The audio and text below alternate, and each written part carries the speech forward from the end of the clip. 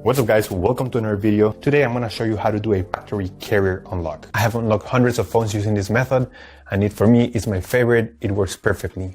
What a carrier unlock does, it allows you to use your phone with different providers. If you travel and if you want to switch SIM cards from a different company anywhere in the world, you just simply go ahead, you put your SIM card into your phone and your phone will work without any issues. So we're going to begin. So to start, we're going to get the phone's IMEI number. That's a unique number for every phone. So to get it, simply dial *#06#. As you will see, your 15-digit IMEI number will appear in the screen of your phone.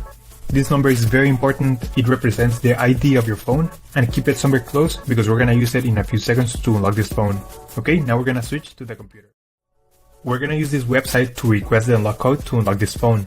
So first you need to fill in the information about the phone you want to unlock in this form. Processing times may always vary, so be very patient. It may be very fast sometimes, but sometimes it may also take a little bit longer, so just keep that in mind. Okay, so after you have waited the estimated amount of time, you're gonna get an email, and I'm gonna show you how the email will look like.